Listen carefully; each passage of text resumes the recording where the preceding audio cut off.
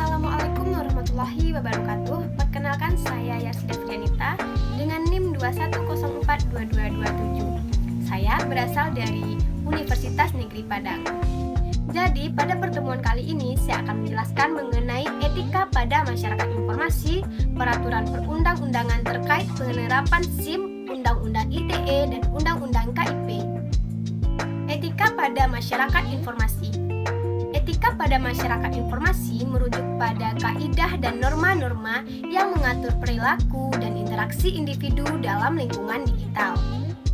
Dalam era informasi dan yang maju di mana akses terhadap informasi sangat mudah dan cepat, penting untuk memahami dan menerapkan etika dalam penggunaan teknologi ini. Peraturan perundang-undangan terkait penerapan SIM. Berikut ini adalah beberapa contoh peraturan perundang-undangan yang mungkin terkait dengan penerapan SIM, yaitu Undang-Undang Perlindungan Data Pribadi. Peraturan ini mengatur tentang pengumpulan, penggunaan, penyimpanan, dan juga perlindungan data pribadi individu. Hal ini penting untuk memastikan bahwa SIM menjaga kerahasiaan dan privasi data yang ia kumpulkan. Selanjutnya yaitu Undang-Undang Keamanan Informasi. Undang-undang ini mengatur tentang perlindungan informasi dari serangan cyber, pelanggaran keamanan, dan juga kerahasiaan data. SIM harus mematuhi kebijakan keamanan yang ditetapkan untuk melindungi data dan sistem informasinya.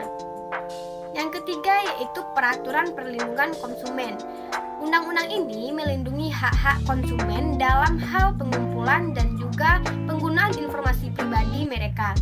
SIM harus mematuhi persyaratan hukum terkait dengan pengumpulan dan penggunaan data konsumennya.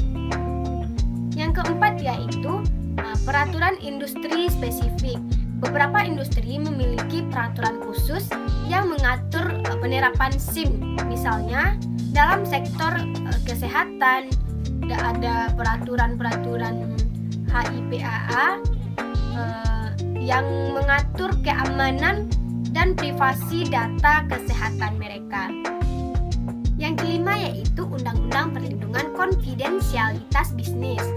Beberapa negara memiliki undang-undang untuk melindungi kerahasiaan bisnis dan informasi rahasia.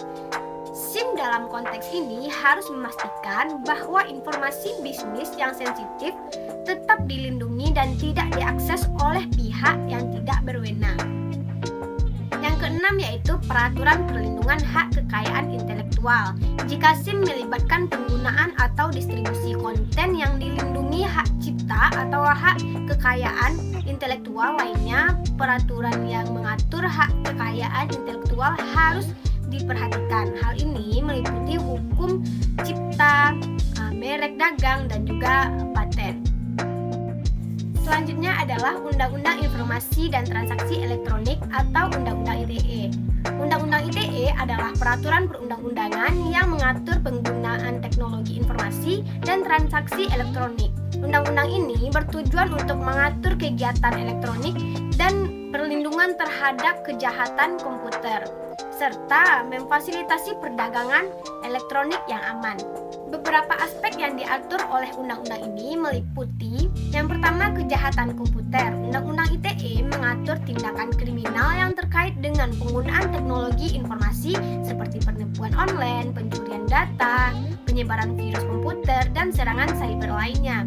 Undang-undang ini memberikan kerangka hukum untuk menangani kejahatan komputer dan memberikan sanksi bagi pelakunya.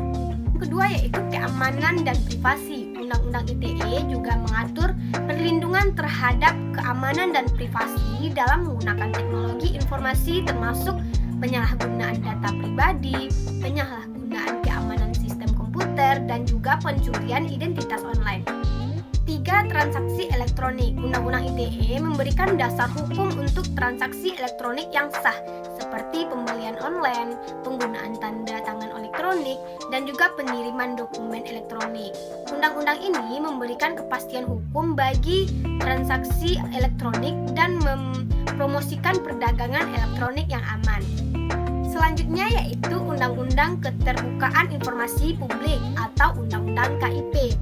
Undang-Undang KIP ini adalah peraturan perundang-undangan yang mengatur hak masyarakat untuk mendapatkan informasi dari pemerintah atau badan publik.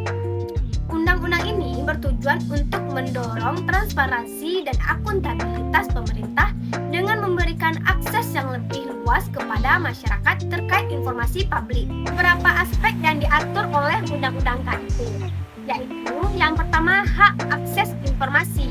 Undang-Undang KIP ini memberikan hak kepada masyarakat untuk mengajukan permintaan informasi kepada badan publik, dan pemerintah badan publik memiliki kewajiban untuk memberikan informasi yang diminta kecuali informasi tersebut memang benar-benar dikecualikan kepada masyarakat sesuai dengan undang-undang yang ada.